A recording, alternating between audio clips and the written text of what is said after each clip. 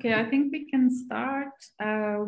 Welcome everyone to this final event of our research program called From Education to Employment, Youth Trajectories in Jordan and Lebanon in the context of protracted displacement. This is our final event of our official project that's been going on for about 3 years now. It's a project in collaboration between the Center for Lebanese Studies and the Center for Development and Emergency Practice at Oxford Brookes University. Center for Lebanese Studies is also part of the Lebanese American University, and today we're co-hosting this event with our good colleagues at the Institute for Migration Studies and Dr. Jasmine Diab. The program has been running for about 3 years. I have been the co-PI of this project. My name is Katrine Brun, and I've been doing this together with Dr. Maha Schweib from the Center for Lebanese Studies. We're really so happy to have come to this point. It's been 3 amazing years, and today we're going to try to summarize some of the insights that we have gained through these 3 years. It's a hard effort to summarize in a short while, and we are still, of course, in the process of working with the people that we've been working with over the last 3 years, working with data, writing up, and still reflecting.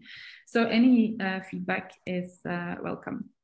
In addition to the team, Alexandra Kassir, Hala Caroline Abusaki, Zoe Jordan, and Orib El Abed, who will be part of presenting today. We have 2 discussants. One is Kishore Kumar Singh from the International Labour Organization, and we have Dr. Jasmine Diab from the Institute for Migration Studies, already mentioned. Jasmine, do you want to say any words of welcome from your side at this point? Sure. Thank you so much again, Katrine, for the introduction and for chairing this event today. At the Institute for Migration Studies, we're very happy to be co-hosting this important study and to be discussing the findings across the study as well. The Institute for Migration Studies is housed under the School of Arts and Sciences at the Lebanese American University. And at the moment, these type of outreach events and research finding events fall really within our aim for expanding our partnerships with different like-minded institutions and on research related to migration, forced migration, and displacement studies as well. So I thank you so much for being here today and really for choosing the Institute for Migration Studies as your co-host. A couple of tips actually on a technical level from the CLS team is that if you have any questions or comments, there is a Q&A section attached to this webinar. The Q&A button is located next to the chat button on your screen. You can put all of your questions and comments in there, and after we go through our different discussions and our discussion points, we will be answering, hopefully, and addressing your questions. The different panelists will be gracious enough to do so. So thank you so much again. Thank you, Jasmine, and thank you for dealing with some of those practical issues as well. So what we will do today is to go through a little bit of the context of the project. We will summarize some of the findings, both from Lebanon and Jordan, and then we will talk a bit about how we have done collaborative work with the research participants in the project. We will then move over to the 2 discussants who will make some reflections based on some of the publications that we have been producing in the project, but also, of course, based on their wonderful insights. So it's a big honor for us to have them both here today. So I will start by saying a few words about the project, and then Zoe will take over and present some of the data. Orib will say a bit about the Jordan case, and Alexandra will then talk a bit about the collaborative work. I will do a few slides of conclusion before we move to the discussants. So I think we can move on. So if you are able to move the slides, thank you so much. So as I already said, this is a research program called From Education to Employment with funding from the ESRC, the Global Challenges Research Fund in the UK, and the International Development Research Centre in Canada. It was a collaboration between the Center for Development and Emergency Practice at Oxford Brookes University and the Center for Lebanese Studies here at the Lebanese American University. And we also worked with Lil Medina and Aljana as part of the work in Lebanon. We can go to the next slide. And when we started this project, which was a very important meeting between Maha Schweib and myself, where we started to discuss and think about the role of education and young people in protracted displacement. And we were interested in this increasing interest and investment in education in emergency that was related to protracted refugee situations, where we saw education always treated as a kind of unmitigated good, but we saw very much a disconnection between education and other fields. Also, we found that the role of legal status was very much overlooked when discussions were held on education in humanitarian context.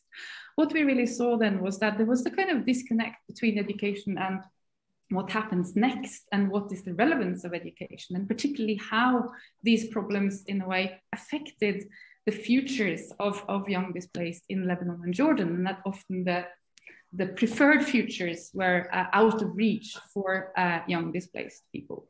We can go to the next slide. So we decided to formulate two research questions, two main research questions for this program. The first is related to how legal status, whether you're a refugee, national, migrant, or displaced, and the accompanying rights and restrictions of that status impact trajectories from education to employment. We also then asked, what is the interaction between different types of education, including no education, and employment for different groups of young people in the context of protracted displacement? Next slide, perhaps. So the bigger picture here is, of course, that we are looking at what could be called unending displacement in Jordan and Lebanon. There is a protracted refugee situation which involves both Syrians and Palestinians, and we see very much response plans that is kind of in between or in tension between a security approach, a humanitarian and development approach. And in the responses and in the experiences of different groups of displaced and nationals in both countries, we see huge education and employment inequalities. In addition, there is segregated education for refugees and very much limited access to work for refugees, which means that the way we think about education and the relevance of education also becomes relevant. And we can go to the next slide, and I will move over to Zoe. Great, thank you very much, and hello everyone. So in order to start addressing some of these questions that Katrina has explained, we did several things. So to begin with, we conducted a quantitative survey across 3 regions in Lebanon, so Greater Beirut, the south, and Bekaa, and then Greater Amman in Jordan. And the survey took in 1,442 participants. And sorry, I just saw a chat notification come up. I was just checking it wasn't anyone saying that you can't hear me or anything horrible like that. So we completed this survey, and then following that, we held semi-structured interviews with 293 people in the same regions as the quantitative survey, again, across Lebanon and Jordan. Following from that, or alongside that, we did about 50 interviews with family members of those young people that we'd interviewed previously, and quite a wide range of interviews with different stakeholders working in education and employment across both countries. As Katrina's already said, there was also quite a substantial component of collaborative and creative work with the young people, but I'm going to leave that to Alex to talk about in a little while. So to very briefly try and highlight some of our key findings, particularly from the quantitative report, which we don't really have time to do justice to all of them today, but the report is available already online if you would like to look at more, or we can discuss it. But some of the key things we found were that the determinants of educational attainment in Lebanon and Jordan were slightly different. but looked at legal status, socioeconomic status, mother's education, and gender as being some of the key significant variables that affected the level which young people were achieving in their education. And these weren't necessarily the same in the two countries. So we found particularly in Lebanon that nationals were nearly 20% higher, more likely rather, to have a higher educational outcome than refugees, and that overall Syrians tended to have a lower educational outcome than Palestinians. Quite interestingly, this wasn't significant in the research in Jordan, which was perhaps surprising to us. And we also found that gender was quite a significant determination of educational outcome, particularly in Lebanon, where males were tended to have a lower educational attainment than females. Kind of moving swiftly on to look at dropout, which for this survey was defined as any person who left education without a certificate that would enable them to take on a non-labor intensive job. I think you can see here that dropout was significantly greater among the refugee populations that we worked with, but again, there was a difference between Lebanon and Jordan. Again, legal status was a big determinant. This case in both countries. In Lebanon, nationals were 26% less likely to drop out than refugees, and in Jordan, that was 8%. But we also see important impacts related to gender and particularly mothers' education, with in both countries, mothers being educated beyond secondary level, significantly reducing the likelihood that a young person would drop out of education. Going on to employability, which in this case was simply whether the young person in question had a job or not. Again, legal status was a big factor playing into whether young people had been able to find work, alongside gender in both countries, and particularly in Lebanon, socioeconomic status. To highlight some of the really key things, first of all, that particularly in Lebanon, post-secondary and vocational education did not significantly increase the likelihood of young people being employed, which really raises questions about the link between employment and education and employment. It was also found that nationals were perhaps less likely to be employed, but that where they were employed, their employment outcomes were much greater, and that they reported higher earnings and greater job satisfaction. So to move on to those employment outcomes, again, legal status was a really, really big determinant alongside socioeconomic status. So nationals were 11% more likely to report higher earnings, job satisfaction, and that there was a match between the level of education they'd received and the job that they were in. And that's the same, similar figures in both Lebanon and Jordan. So that's a very quick look at some of the key findings from the quantitative survey. But as I said, we can discuss that more afterwards, or the full findings are available online. But I think what we found in common across all of those 4 key issues, and again, in the interviews and all of the work we did, was that legal status, first of all, legal status is a very significant factor of education and employment trajectories and outcomes. And that this affects all refugees and all of those that have, to some degree, a constrained status, whether or not they have residency. I think in both countries, and perhaps particularly in Lebanon, the proliferation of different statuses that are possible under the umbrella of refugee status is a particular challenge that young people are navigating. And it really highlights questions about when so much policy at this point is focused on self-reliance, how much is this possible in such constrained situations, which are resulting in quite a high degree of precarity and informality and uncertainty, both about what that position entails or what that position actually is and how that relates to education and employment.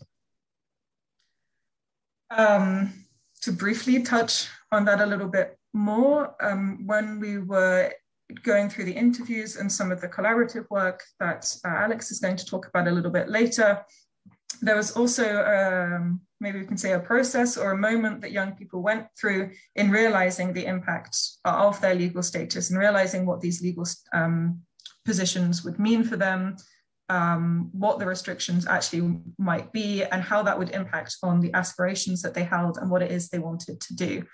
And there are various responses to that that we perhaps don't have full time to go into, but some of that might be thinking about the value of education in relation to that status. It might be, I think, among perhaps most of the young people we spoke to, there was an urge to travel to kind of try and escape that status to a certain extent, but also some kind of pursuing their aspirations despite that status and believing or hoping that at some point it would be possible to achieve their aspirations nonetheless. Just to briefly continue on this question about the value of education, and in both countries, the young people we spoke to did see a really strong value in continuing their education. And as some of those quantitative report findings show, questions of social capital and class and financial means were big determinants of the extent to which they could pursue their education and the links between that and employment. But also to the extent that young people valued their education and saw a point in pursuing it. We've also been looking particularly at secondary education, where we see a significant drop in enrollment rates, and looking at what can support young people to stay in secondary education, and the role of people who can facilitate or support, or as we put it here, to cheerlead young people through that transition from primary into secondary and staying in that, highlighting the really, really important role of teachers, of family members, and of wider social networks, both for showing what possibilities are out there and actually the more practical elements of maintaining young people's education. So, as you can imagine, with 293 interviews that we did with young people, trying to explore this idea of trajectory, it's been quite challenging, perhaps, to think about how we can unpack some of that. And one of the things that we've tried to do is create a typology to understand this connection between young people's education and their employment. So we looked at 4 dimensions. Firstly, whether the young person has completed their basic education or not, whether their education was conducted in a fairly linear way, or was disrupted for more than a year, or whether they did a substantial amount of work alongside their education. The third dimension was whether the young person was unemployed, employed, or continuing their education at the time of the interview. And then the final dimension was whether their employment was seen to match their educational qualification. And what we found that was, while overall a majority of those we spoke to had completed their basic education, so about 72%,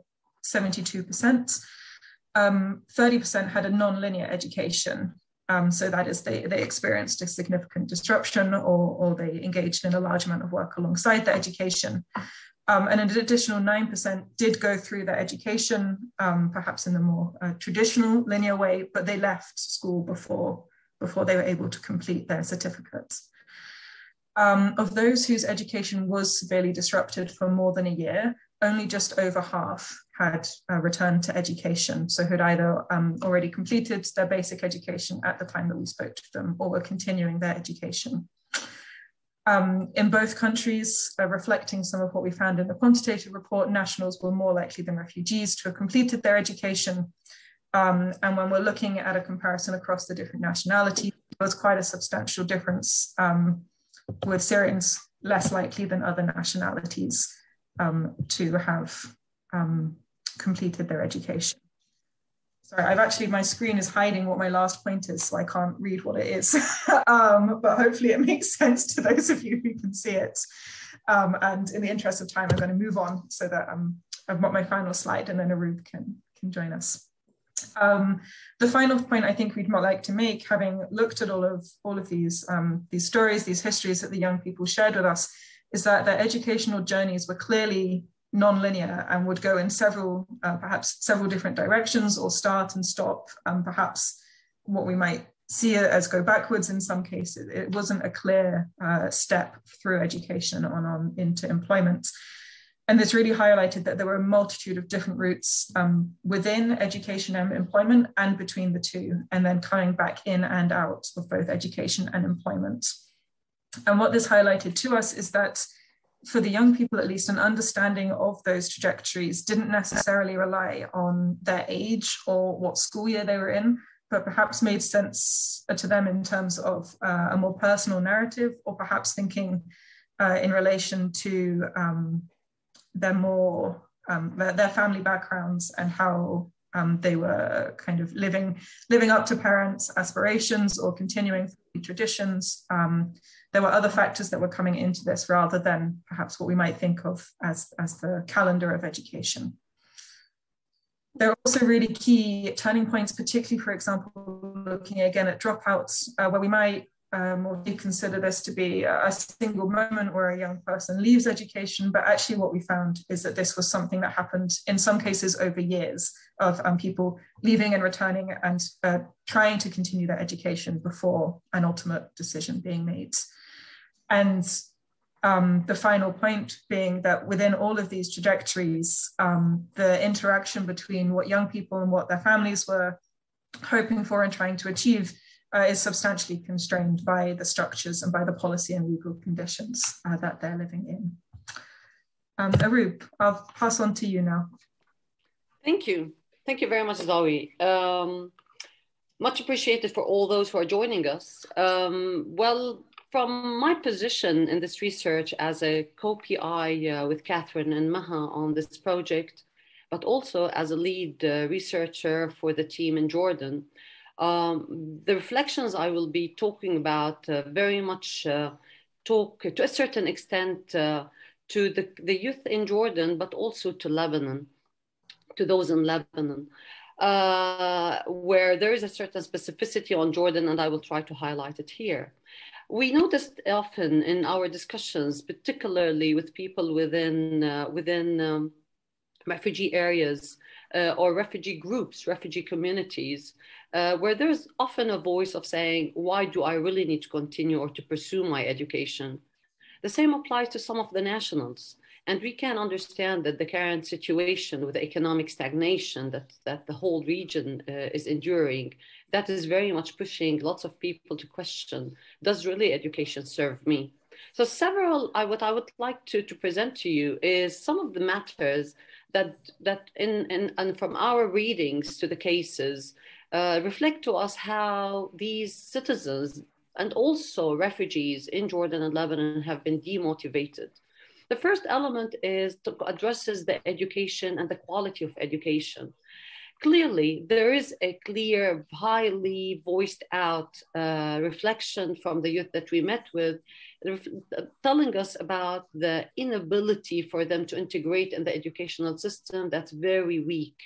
From the national perspective, they believe that there is an issue in the way the material is presented to them. But most importantly, amongst refugees, particularly Syrian refugees, they were telling us about the challenges they were having integrating from the very Syrian system into the Jordanian system, while we move forward to another point, while the teachers are not really equipped to deal with their differences, to deal with their background of coming from a complete different school system. Furthermore, one of the critique that was given about the teachers was the issue of violence. Unfortunately, in public school, it was reflected that there's a high use of violence where the teachers are not very tolerant to those students who are unable to integrate in the system. It's interesting to notice that there's quite a bit of these students we were meeting with, of these youth, who were telling us one of the challenges was the transportation. Going and commuting between the school and the household was a major issue for them. At our personal level, we would expect that this transportation could be really the least, but even when we're talking about students within the camp who are telling us, who are reflecting to us, moving from one end to the other end of the camp, it was an issue that has put them off from pursuing their education. In Jordan, and this is very much of a specificity to Jordan, we notice that there is often a very high voice telling us about the costly education, which is the tutoring, the private classes. Because of the weak educational system within the public school, often students are seeking private classes, and these private lessons, when they are seeking them, this is very much that entails a high cost, especially for refugees or for citizens with very limited income. And that takes us to the final stage of education, where these people are questioning. And again, I'm very much reiterating a point that was raised by Zoe on what may concern secondary education. So at secondary education, in light of these realities, the quality, the very limited quality that they are able to see within the public school, they opt to leave out school, to drop out school. Now, one of the questions was, all right, if we do pursue this education, will it really take us to a better status if we continue our university education? University education very much raises the issue of capital, very much an issue that was raised by Zoe, is this issue of financial capital and how they are able really to fund their education in these schools that are not really necessarily funded, except for a few that are, particularly in the case of Lebanon, that are public schools. But in majority, the private schools definitely entail this very high cost of money. In Jordan, in what may concern the public schools, there is the issue that has been very much reiterated often between the citizens, which is the issue of the quota. There is a certain division, and I call it a disenfranchisation, privileging, put aside in order to permit Jordanian students coming from districts, very remote districts, in order to be able to compete and to enter the university. So that means those people living within the center, the main capital and the center cities, they are not considered to be privileged. So in a way for them, as it is defined in the public speech, as it is the positive discrimination, and by the positive discrimination, a certain privilege is given to those people who are living within desertic areas or remote areas or border areas, if compared to those people who are living within the city and working hard to get the average to let them into university.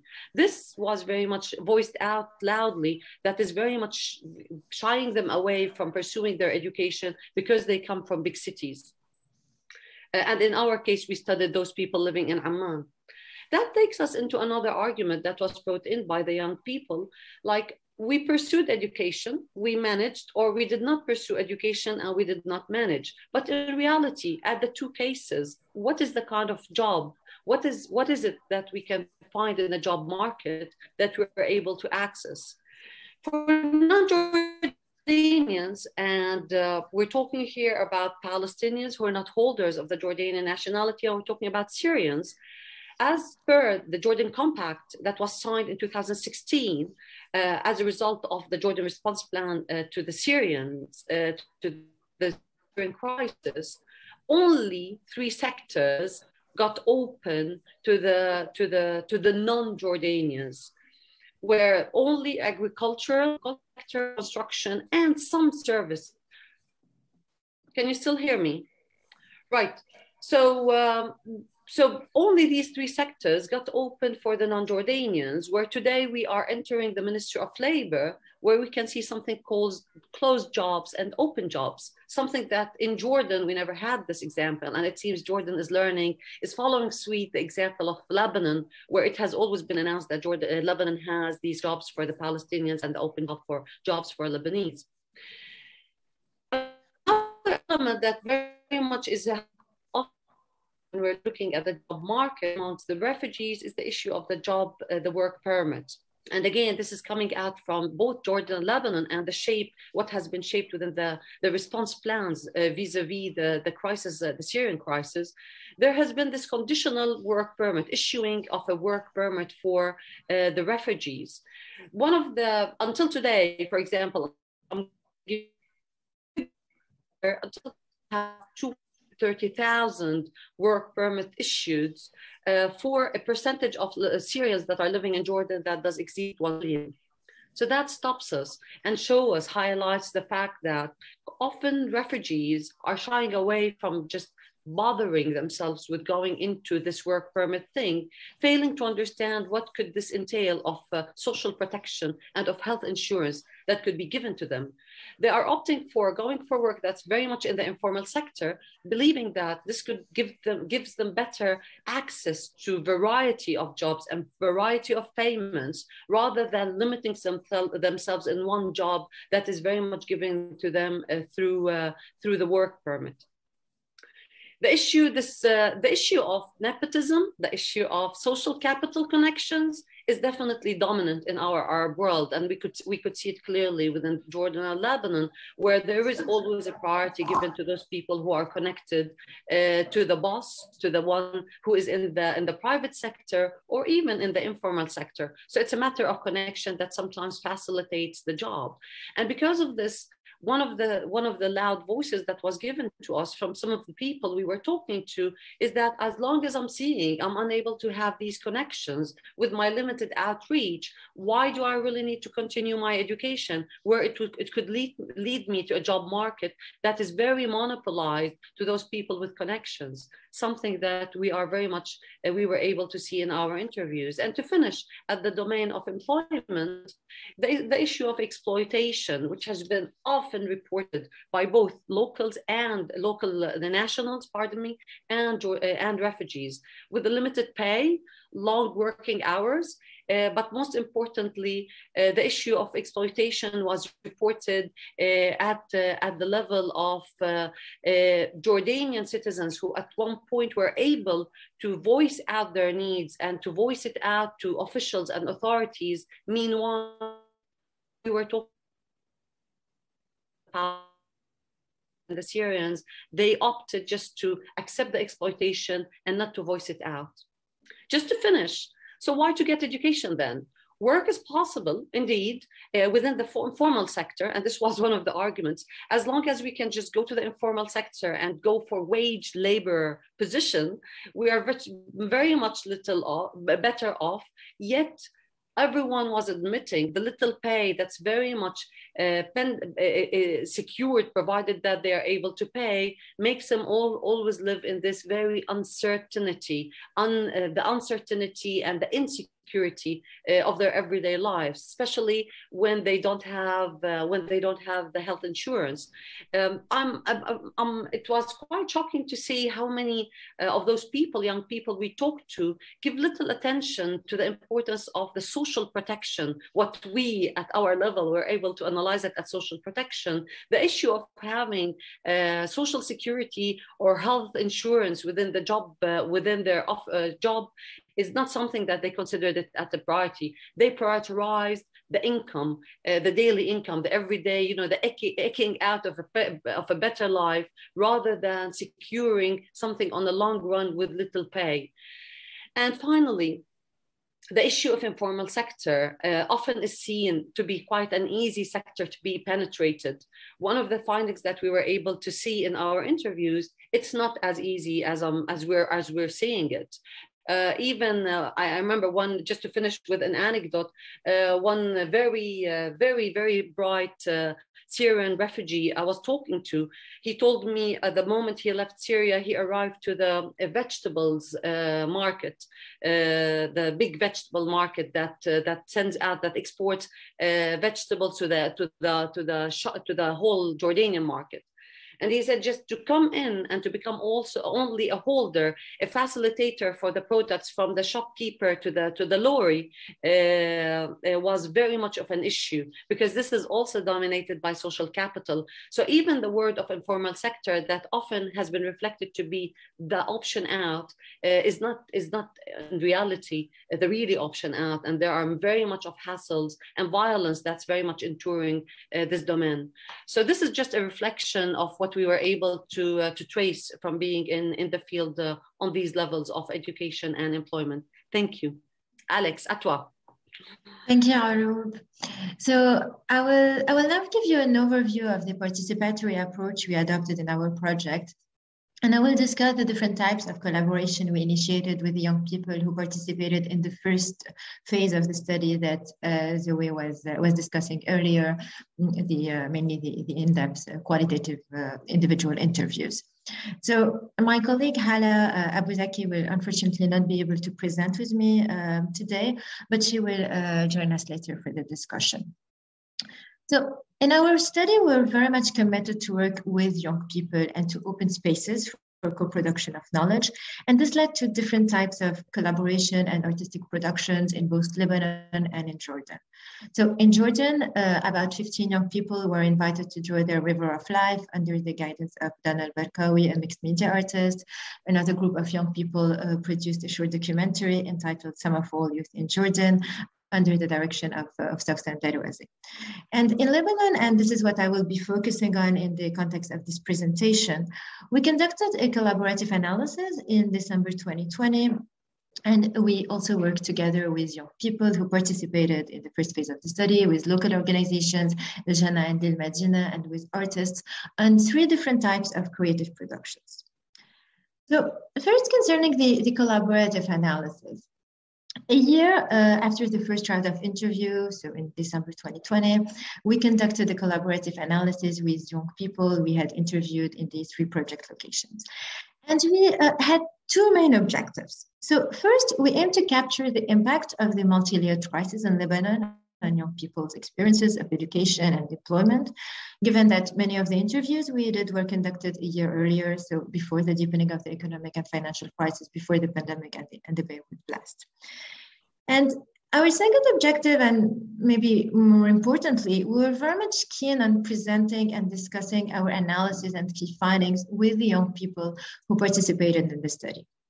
So to do so, Hala and I met with 2 groups of about 10 young people each for a day. In the first group, we invited young Palestinians from different backgrounds, who all of them grew up in Lebanon. And in the second group, we met with young people who were displaced from Syria since 2011 at different points in time. And so in this group, we invited Syrians, a Palestinian from Syria, and there was also a Lebanese person who was born and raised in Syria. And so we divided the group this way based on our first phase of field work, during which the young Palestinians who were interviewed were very much focusing on their legal status and impact and role when they were recounting their experience, where the young people from Syria were very much stressing and focusing on the experience of displacement. We could discuss that more, of course, in the discussion. So concerning the creative productions in Lebanon, we worked on 3 different types of creative productions for the past 2 years. So on the one hand, we collaborated with 2 filmmakers, with Ali Al-Atese and Jude Khorani, to produce a documentary entitled Here We Are. And to capture the different realities of young people living in Lebanon, we adopted a participatory approach, and we invited a group of young Palestinians, Syrians, and Lebanese youth to work with us to tell their stories and to film many parts of the documentaries themselves. So we developed together the artistic concept, to identify key themes to be highlighted, and we organized a series of weekly workshops during which the young people were meeting together with the filmmaker. They were sharing rough cuts they were filming and reflecting on what they had filmed during the week. With El Jana, we initially aimed to produce a play, traditional play, but with the onset of the pandemic, we had to adapt our plan, and so we decided to organize instead online theater workshops.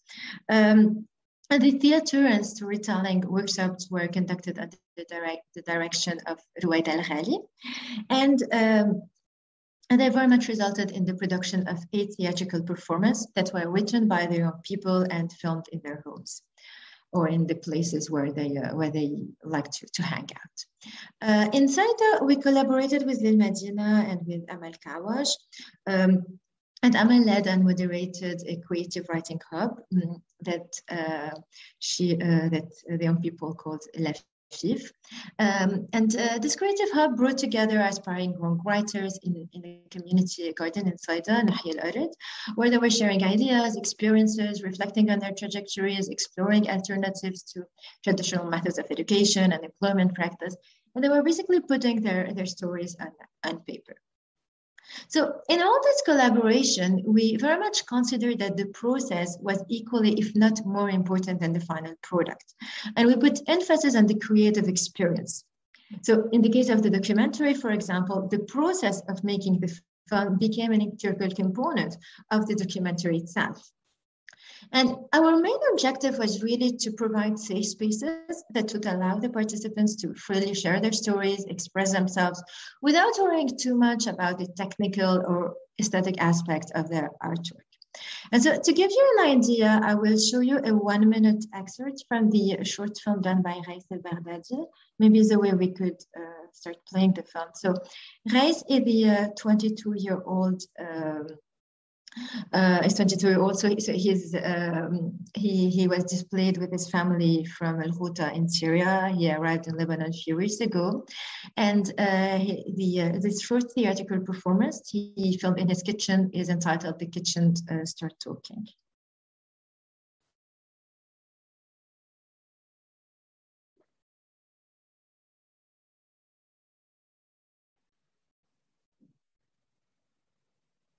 We cannot hear the sound. Sorry, I have this problem when I share from my laptop. I don't get the sound to share. Sorry, I can show you the film, but I'm not sure we'll be able to hear it. Okay. Anyways, you will all get the opportunity to see these films with the sound and the music. Yeah, it does make a difference, so I'm sorry about that.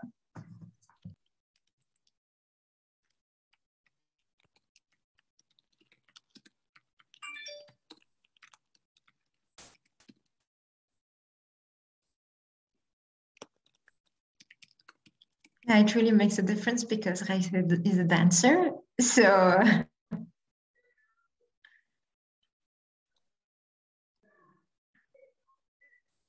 we can show it in the Q&A and you can move on for now. I was going to say perhaps so. At the end in the discussion we can share it with some sound. Yes, definitely. I think that would be much better. That makes sense. So I will just highlight now some of the advantages of these collaborations. So first, when we started these different collaborations, we hope to challenge some of the dominant discourse on refugee, which typically portrays people who have been forcibly displaced as either victims or threats, and either way is largely dehumanize them. So the idea was to see displaced people as more than just refugees. And in fact, the young people we spoke to during our research often told us about the burden of an imposed refugee identity.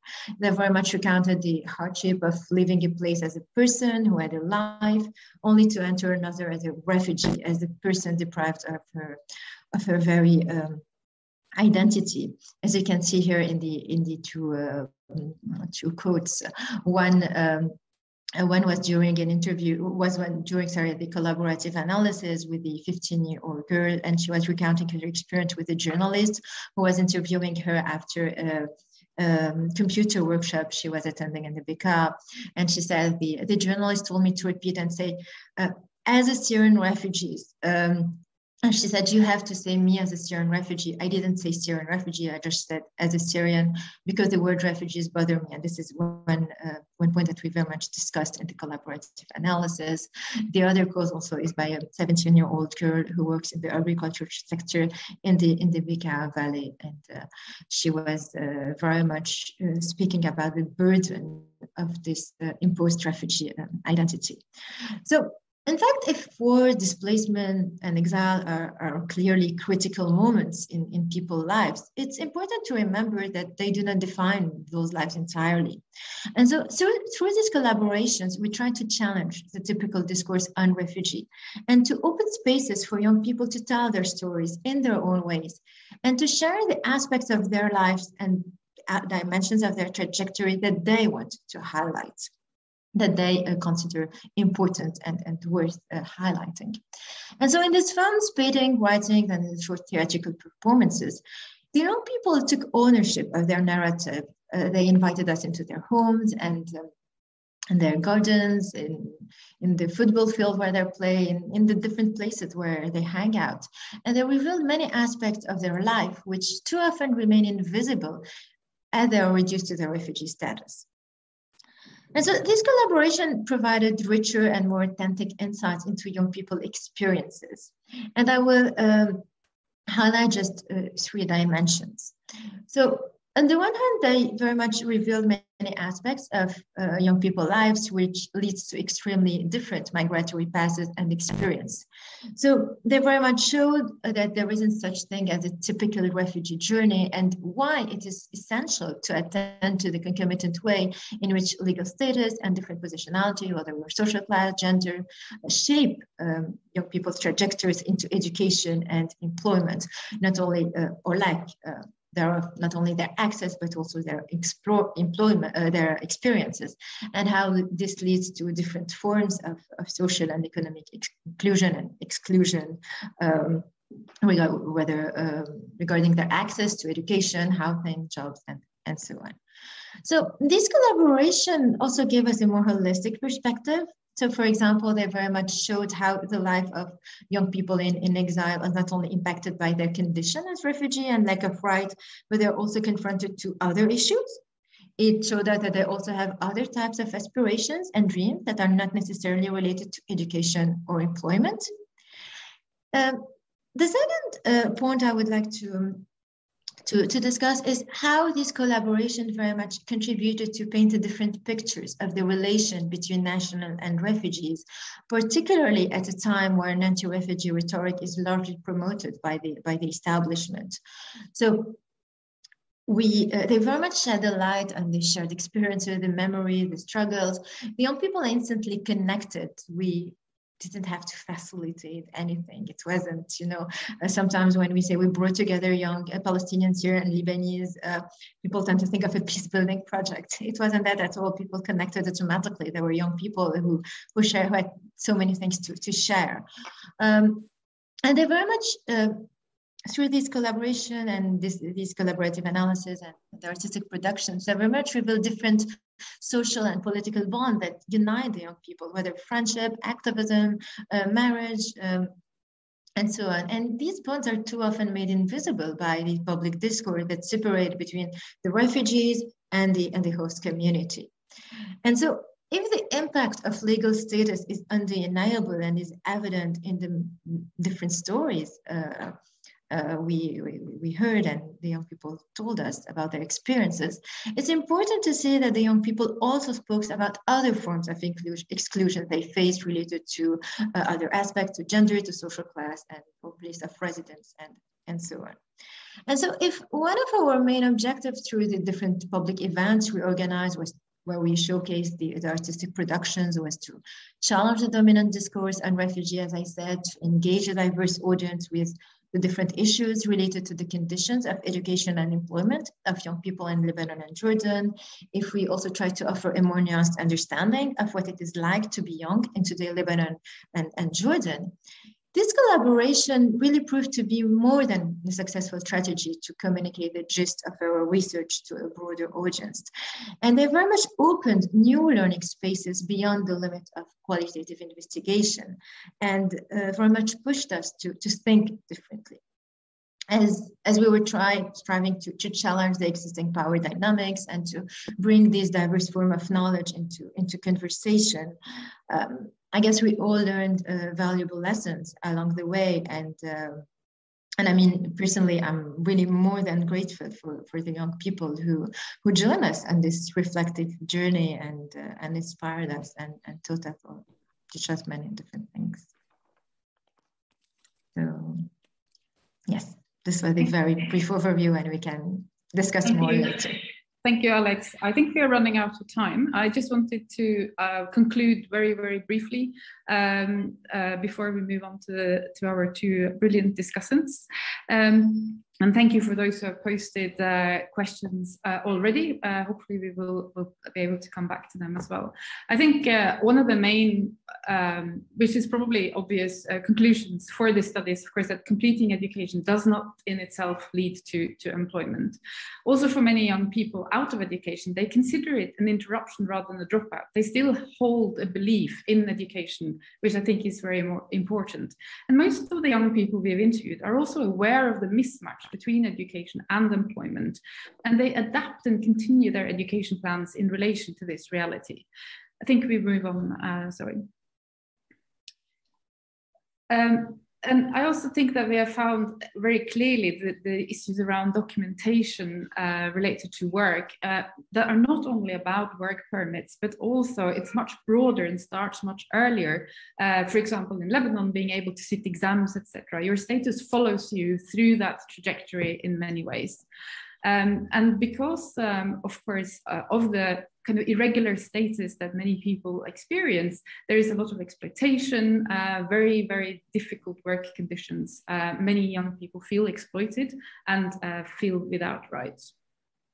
Also, I think there's a trend, there's been this vocational trend. Young people really value the vocational education and short courses. They do invest a lot in their skills development all the way throughout, whatever they can do, as seeing it as a way of creating opportunities.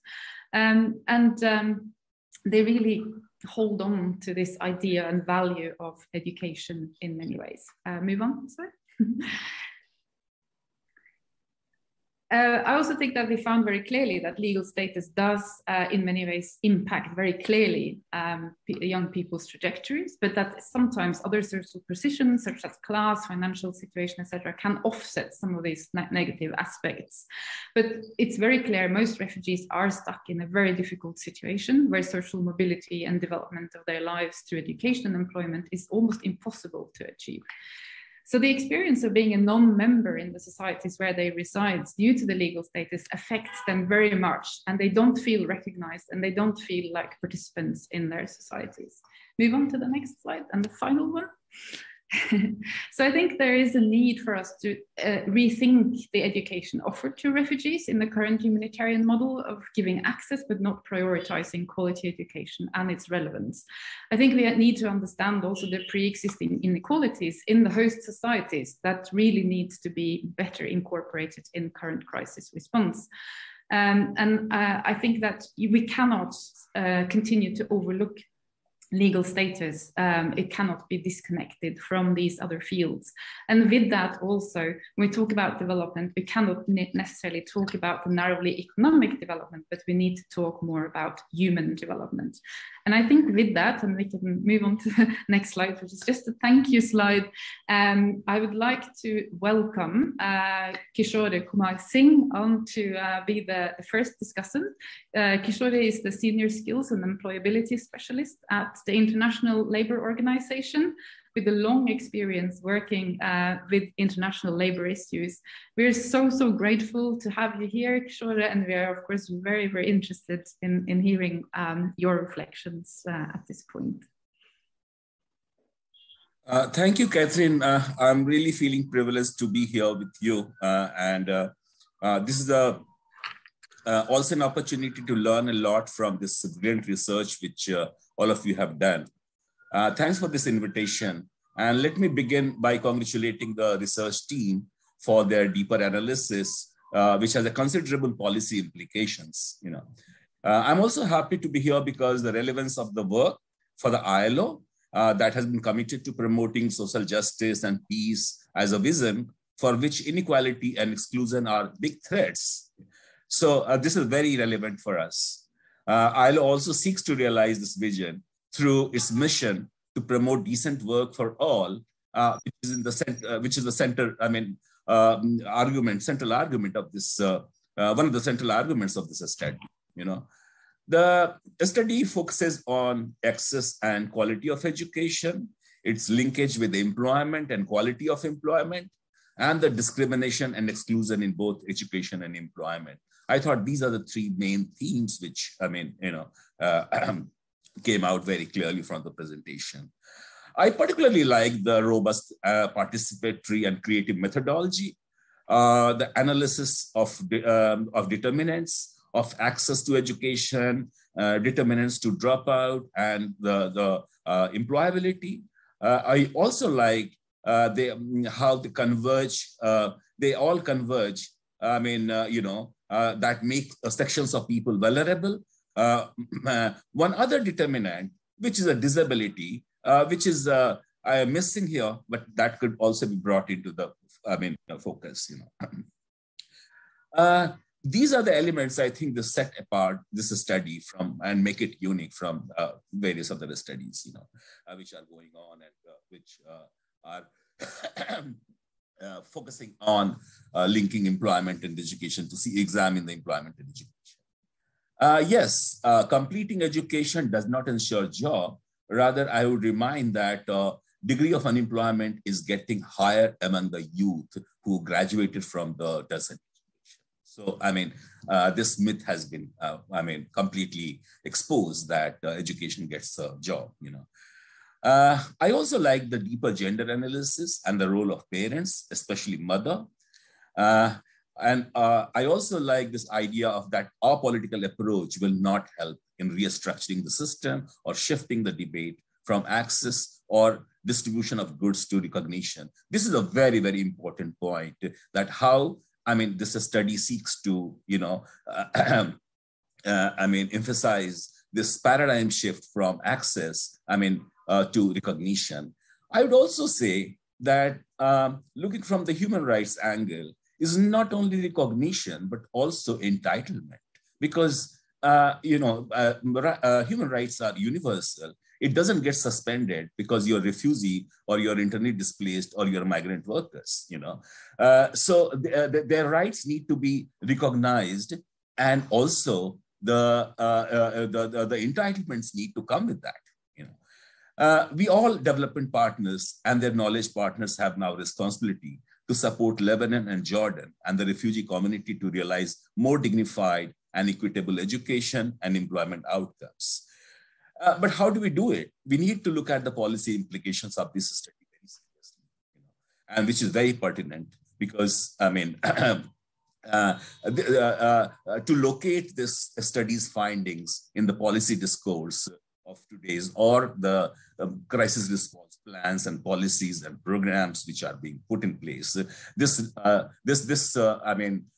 studies finding need to be, advocated and highlighted, Having said that, we also need to see that what are the constraints which the education system is facing, at the governance level, at the system level, at the practices level, the attitude to education, and especially attitude to education to, marginalized communities or, disadvantaged communities or vulnerable communities, And we find that, we are far, far behind, not only in terms of quality and responsive education, but, the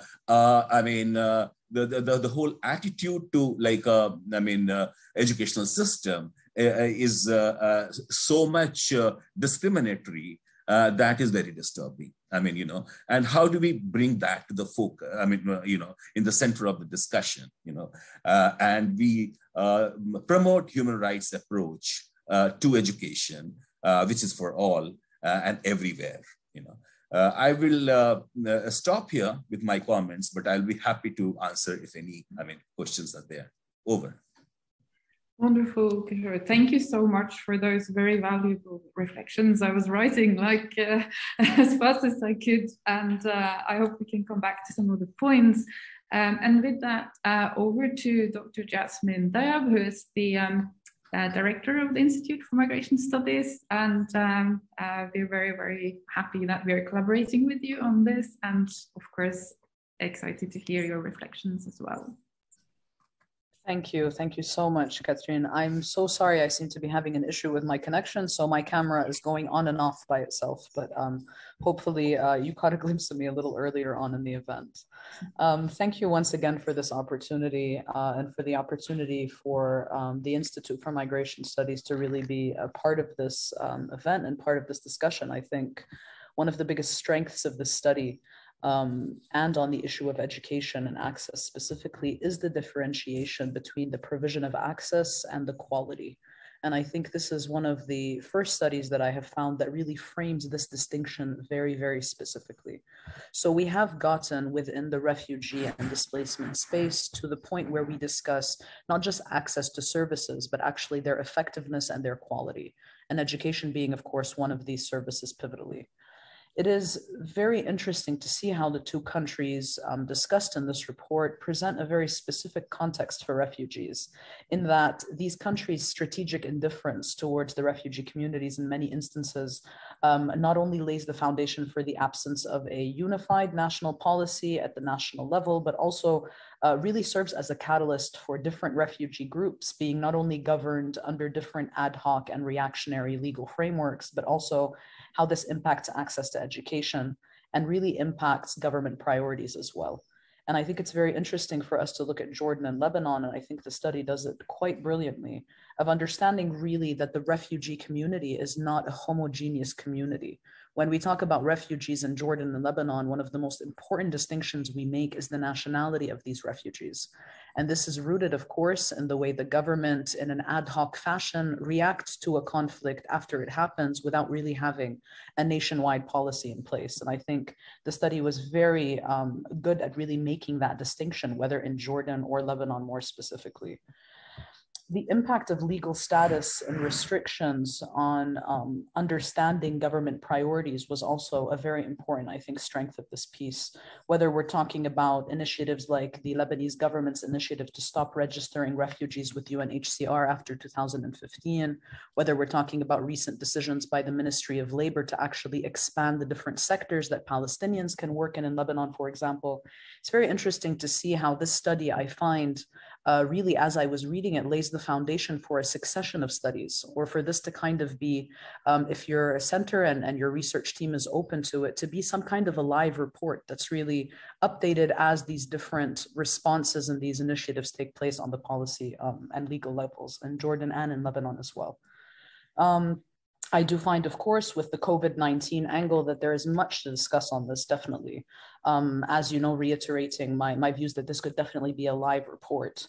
How through really an intersectional lens, we understand that refugees' trajectories across the past few years in the areas of their education have not only been postponed or halted, but that this really has impacted even their ability to qualify for employment, labor mobility pathways across borders, and a lot of the international cross-border work that happens really between networks as well.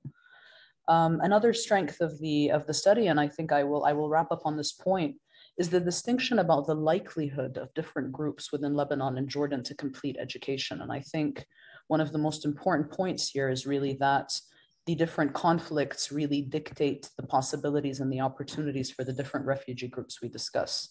We know to a large extent that in Lebanon and in Jordan, Palestinians have a more robust support system that really caters to their education, that UNRWA has given this much priority and a lot of support, while we see that the Syrian conflict is managed across Lebanon and Jordan very recently and still very much in an ad hoc fashion as well.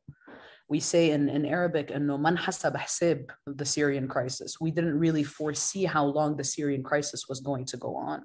And because of the fact that the Palestinian crisis and the crisis across the region is so much, if I may, older really, and really just more, I would say, robust in the way we've had to learn from trial and error and expand our responses there, the Syrians have not been afforded this. And so I find that one of the major strengths of the study, and this will be my concluding remark, is really understanding how the dropout rates really reflect how robust the systems in place that cater to these different groups are. I thank you so much for this study. It was a pleasure to read and a pleasure to discuss with you. Thank you so much, Catherine, and to everyone as well. Wonderful. Thank you so much for all those rich reflections. And we realize that it's quite hard to squeeze so much empirical work into a short time. I think there is a few questions in the chat. Being in Lebanon, I dropped out for a bit, so I'm not sure I have all the details about the questions that have come in. I have the questions, but I don't know who they came from. So if someone can help me with that, I would be very happy. Yeah. Thank you, Catherine. There are three questions on Jordan. One question, in fact, it's a little bit, there's a leeway between Jordan and Lebanon. So, Catherine, can you read them, or do you want me to read? Or so I can read the first one, but so the first one, I think, is the living conditions of Syrian asylum seekers in Jordan's governorates outside camps and the motives to immigrate to Europe, was my recently published research. So yes, whoever. Thank you, Catherine. Thank you, much appreciated to the lovely comments, Kishore and Jasmine. Loved your comments and feedback on our study, and much appreciated to those people who are very much interested in asking us questions. Thank you, Lina Zorbi, for highlighting the study that you have done yourself, studying the situation of the Syrians who are keen to go to Europe, and they found, or they opted for education as a way, as a tool for them to exit. Yet, Jasmine said it so well, she articulated it so well. The refugee community is not homogeneous.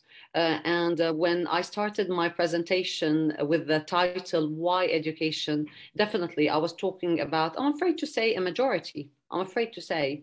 It is the very little who are able, bear in mind that our study had a very intersectional approach. And with our intersectional approach, the background of the person does matter. When my mommy and daddy are educated, definitely I would want to pursue education, because I do believe that education is a tool. But when I come really from a very rural area, I'm not so sure, really. I do believe that education is a tool, and this is very much that this was reflected by both citizens and refugees. So we cannot generalize. Again, like, this is a study with a certain number, so it's a very much of a chunk from the society, and we cannot disagree that yes, education has been a tool used by the nationals and by the non-nationals, the refugees, to run away to Europe. But this has not been. This is one case. We tried in our work to reflect the case that is not often voiced out because they're so limited. And because, again, we need to take into consideration the class, the background, weighing the value of education that's not often happening, due also to the economic stagnation that's happening in our region. There's another question, Catherine, if you don't mind, I can continue, and I would like to give the floor to Alex. Maybe you can elaborate further, Alex, on this. It's a question about vocational education and how did we perceive vocational education in Jordan and in Lebanon. In fact, I must say I'm a very much of I defend vocational education so highly. Unfortunately, we could not really hear the voice of vocational education as such by Syrian refugees. For too many reasons. I believe there are certain limitations for them to enter the vocational education centers that are connected with the Ministry of Labor. So in Jordan, the word vocational education falls under several ministries. One falls under the Ministry of Education, which is the automatic stage that you can go to after the age of 16. Another thing called vocational education that falls under the Ministry of Labor, which is something that you can go to even if you have dropped out school. It has nothing to do with pursuing the education. They would let you in as long as you know very well what you want to do. So this is another element, another chunk.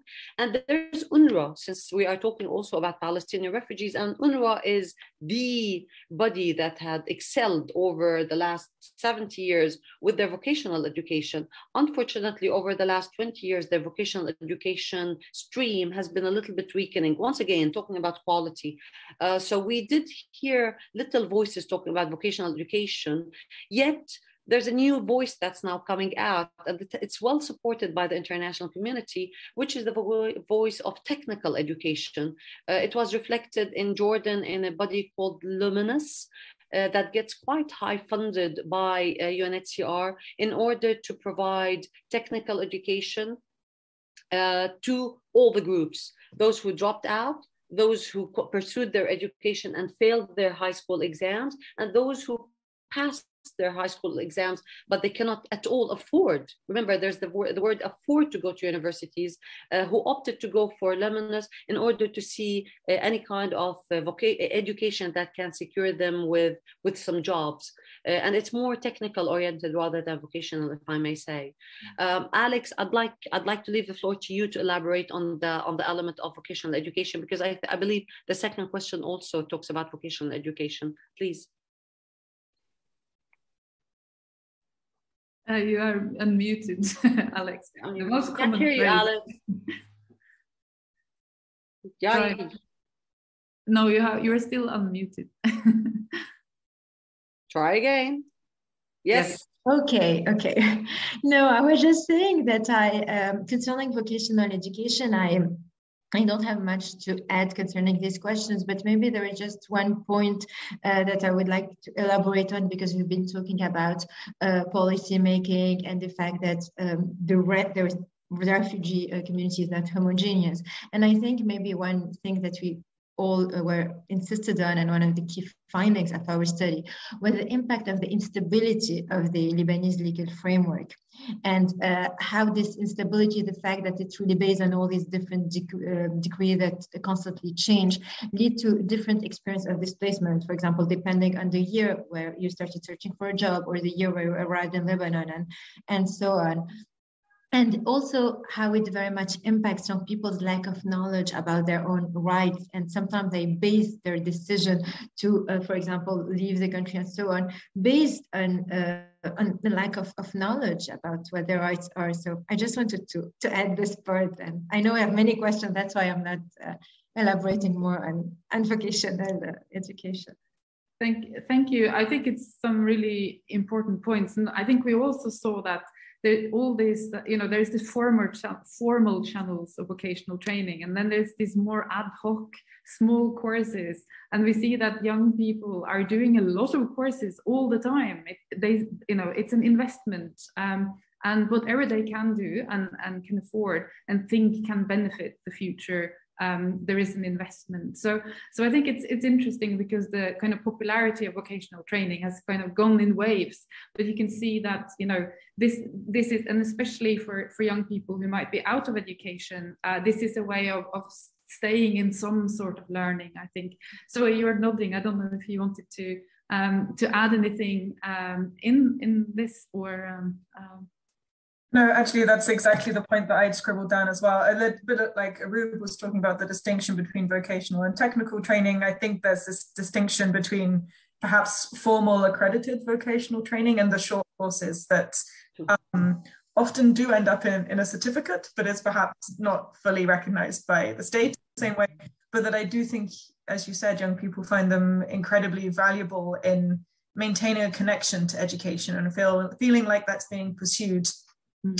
It's not necessarily clear what use that's going to be in the end, but it's still demonstrating that interest and hope that it will come in useful later, I think. Thank you. We have an interesting question from Basma Al-Duki, and hello to you, Basma. It's very nice to see you here. Who's interested in the way our findings could be translated into the LCRP, the crisis plan for the area, and particularly related to educational strategy. And it's a very interesting question. You're also asking in this context about the role of the ILO. Kishore, do you want to come in here? Do you have any reflections on how the international agencies can play a role? Do you have any reflections specifically on this? And sorry if I'm putting you on the spot, but as we have here. No, that's interesting, and that's an area of our interest, and I'm enjoying the discussion of TVET, because that's the thing which we are supporting Jordan and Lebanon a lot through several projects, yeah, I think this is an interesting question, and there are forums where this study needs to speak out, of course, we, as I discussed with Catherine, that we are having a regional high-level meeting in May to talk about the learning to earning transition what are the bottlenecks, what are the good practices, where we will have the private sector, government, trade unions, and civil society all together. And this study is also going to finish soon, which we are doing. And the your study could really be very useful to inform this we are doing. The other is that Lebanon is in a dire strait. Like everybody knows that the education system, the Tibet, they don't have salary, they don't have, so at this point of time, the appetite for talking about high-level policy is not there. More operational, more kind of crisis. How can we respond to crisis in immediate terms and long terms? That's the discussion which we are having. The development partners are having with the Ministry of Education. Recently, we had last week we had a workshop where even the Prime Minister came, and Education Minister was throughout there. So right now, I think that any policy level discussion in Lebanon, yes, in Jordan, yes, because even the Minister of Labor in Jordan is quite switched on, he's quite responsive and he has the understanding. So it won't be a bad idea that, to have a small workshop there, present this study, sensitize them. Because see, there's a dichotomy. In a polite conversation, in a formal conversation, they will not admit that they are not for, the refugee, response, but, in real terms, there is antagonism is there in the air, and also in the policy circle, this antagonism is there, which will not come out, formal discussions. But our role is to keep sensitizing, keep having a dialogue and see where is the space. Right now, the space is opening up because of the Ministry of Labor is trying to bring a lot of reforms, in the Tibet sector. So that's the one space which we have. As far as the employment is concerned, we work very closely with the employers. So sensitizing employers on a decent work components is also very important. Many people, would not like to join some of the jobs which are, such a bad working condition that they would not, even if they are getting the jobs, they will not get it. So how to have improved working condition, not any job, but a decent job, whereas somebody said, the social protection and other labor rights are also ensured. So I think that it is a good occasion that since this reform process is intensifying in Jordan, we talk at the policy level, and in Lebanon, we talk more on operational level, that operationally, how can we, the humanitarian programs which are going on in school education, whether it's a Japanese funded, whether it's a EU funded, So how do we bring those elements which you're talking about? And it is easier to bring in those elements for the donor funded program than in the government program, So there is, I see as a huge opportunity where you can also make a presentation to development partners, here, and, how to bring in these elements, because we are working very closely with refugee issues, inclusion and quality, of education, with as much success as we can have in this situation. Over. Thank you so much. We have a question from Mahmoud Abu Sain. I'm not sure whether you can talk or not. I don't think so. Do we have Mahmoud? Yes, you can. You can. Great. Yes, we have thank another you. question from Anonymous. We will give other question a floor. Yes, Please go ahead, Mahmoud. Yes, thank you. Thank you for this opportunity. Mahmoud Abu Hussein. I'm the Director of International Cooperation at the Higher Council for Science and Technology in Jordan. So maybe I have to mention some points because really it's interested.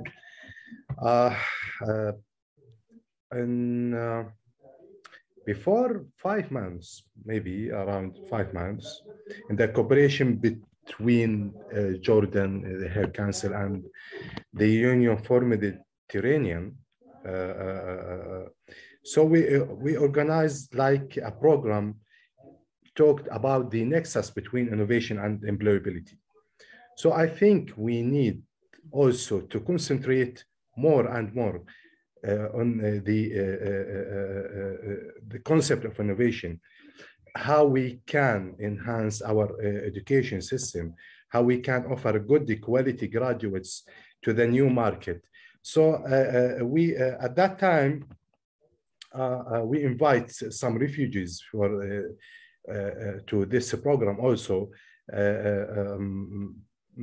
We send some invitations to the NGOs, and indirectly they invite some Syrian refugees to this program. Also, I think we have to concentrate on the policymakers level. We are talking about the triple helix model, the role of the governments and the private sector and also the academia, how we can engage these three sectors to enhance positively the education system, also to offer also new job opportunities for the Jordanian and for the Syrians in Jordan. So I think, or I believe, we need a new model,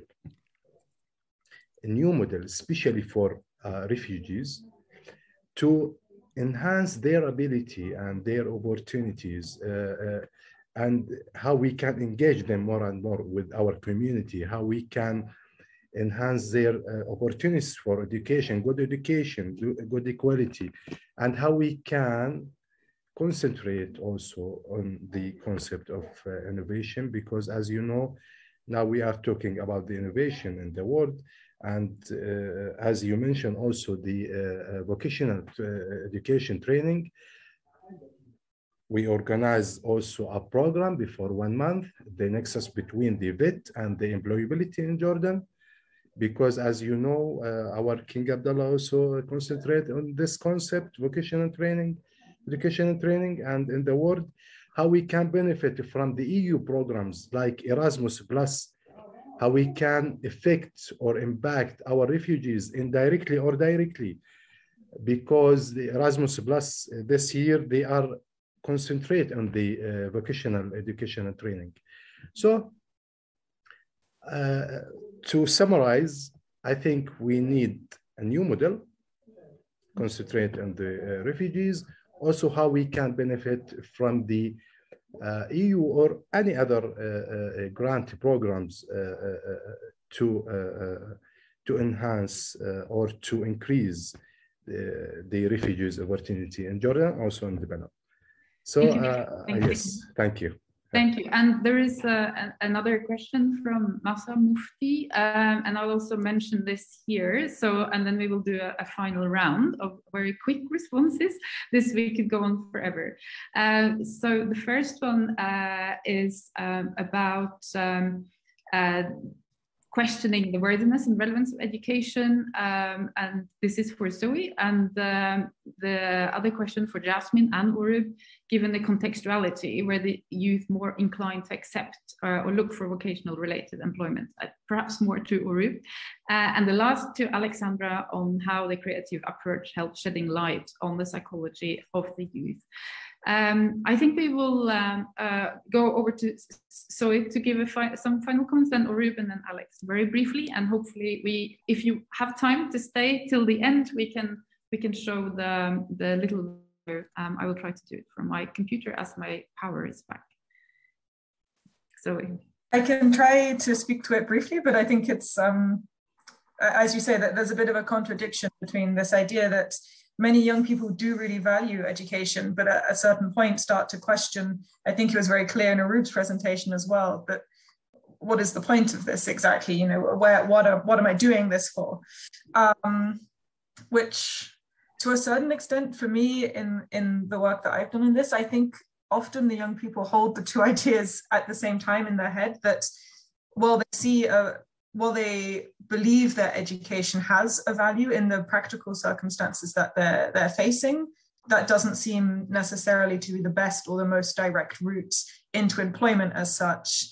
I think this doesn't necessarily mean that they don't think that education has other values or that they wouldn't want to pursue it, in a different situation, but that it's not, there's often a kind of moment of realization, perhaps, that this isn't necessarily going to live up to everything that you would perhaps hope or in some previously perhaps expect from education. Yeah, I think that's maybe where I'll leave that, because I think I could go in circles and start talking about a lot of examples. But for me, I think that, there's both a transition point where you really realize and perhaps get a bit more critical about the idea of education, but also turning away from it isn't necessarily rejecting the value of it overall, but rather realizing it might not end in employment for you. Thank you. Orib, are you able to talk for 1 minute only? Thank you, Zoe, and thanks for the questions. I'm going to answer the 3 questions. There's also a question from an anonymous person who's asking us if we've done the correlation between education and employment. We did do it in our report, so please, our report is online. Don't hesitate to check it out. So we did, yet it wasn't very specific when we were talking about what are the jobs that people are expecting. So we did the very general view, but not the detailed one. Just to address 2 points that were raised, I fully agree with you, Mr. Mahmoud. Yes, indeed, we do need a new model, but the new model really needs multiple actors. One, we really need policies that do support vocational education, which is the voice that we heard recently from King Abdullah, very much pushing this momentum towards creating the policy, the ground that could tempt more people to join vocational education. 2, we really need to, one of the calls that I have is, shall we maybe have a syndicate, a certain apparatus that can secure for all those people within vocational education stream their rights. The right, I am a carpenter and my hand is cut. Who's really securing my well-being? So the very important thing is to secure an apparatus in order to ensure the healthcare and social security. And third, to have the team, the staff that is well equipped to do that. Again, I did mention the very successful story that we have from UNRWA. UNRWA stood out so strongly in the 50s, 60s, and 70s because what it did through the Polytechnic, and until today, we have something in Zara called Polytechnic. Because of that was in Goethe Institute, Schneller, the Schneller Institute in Hattin, that stood out so strongly in equipping people in vocational education. So it is possible if we bring in multiple actors. It's not only one will not be able to do it. And this will enable, so the ecosystem, establishing the ecosystem. And just to respond to one point that was raised by Masa, yes, Masa, Syrians are the people of vocational education, as mentioned by Zoe. What the international community has supported through the multiple NGOs has been doing these kind of certificates, 1 month, few weeks, etc.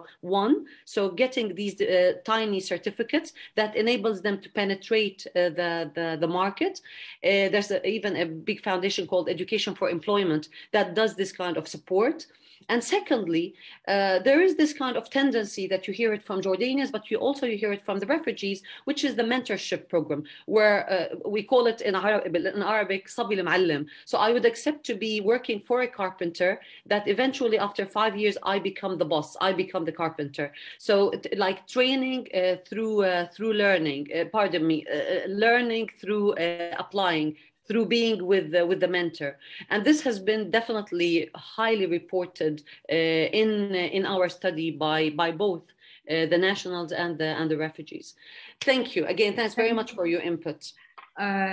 Over to you, Alex, on the creative approach, and maybe we can show the film at the very end. Okay, so let me just reread the question. So how did the creative approach help in shedding the light on the psychology of the youth and the importance of addressing life purposes as a way to challenge contextual constraints and reality?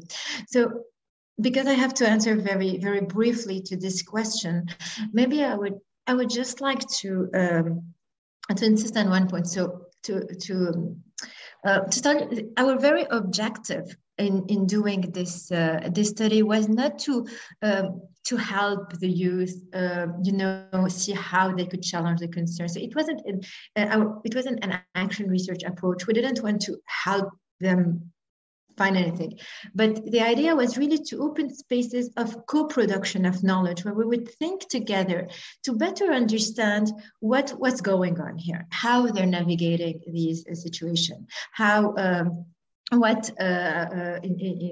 this complex situation. So if you say, how did it help on the psychology of the youth? I mean, this would be a very complex question, and we would need really to think of it. Some of the young people, in fact, told us that it was very therapeutic to participate in their artistic activity. They could share aspects of their life that they couldn't do during an interviews.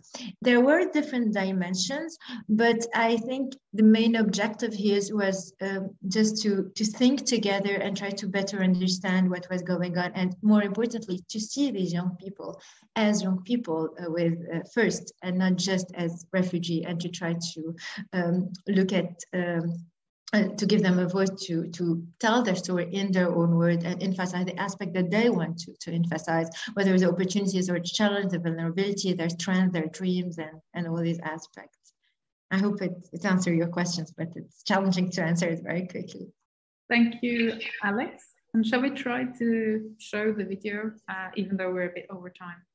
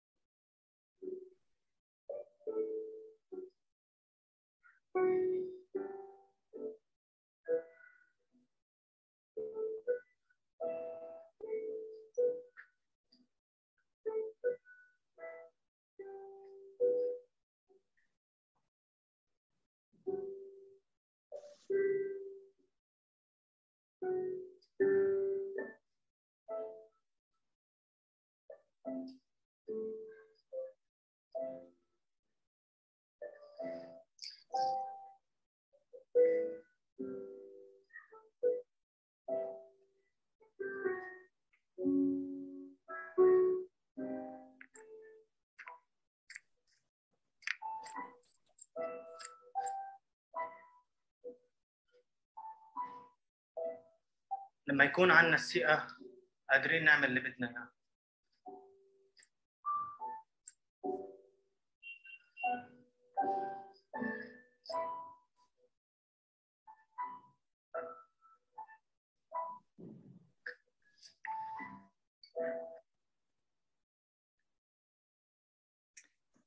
Right. So I think that last statement is really very telling for a lot of the insights we gained in the presentation. Thank you for everyone who have been with us today. Thank you, Jasmine, for co-hosting this with us.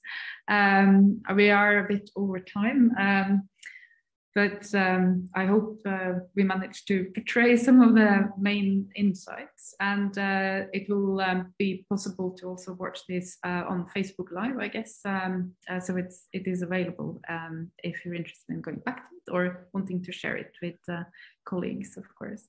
So thank you for everyone coming, and thanks for wonderful interventions. We are very, very grateful for everyone that's been participating in this project as well. Thank you so much. And I see there are more questions and comments. We will, of course, make a note of all this and come back to you so that we are not losing anything of what's been said. Thank you so much, and have a wonderful weekend when you get to that point as well, whether you're in the rain in Lebanon or wherever. Or in Turkey. Thank you. Thank you, everyone. Have a nice afternoon. Bye. Thank you, everyone. Much appreciated. Bye-bye.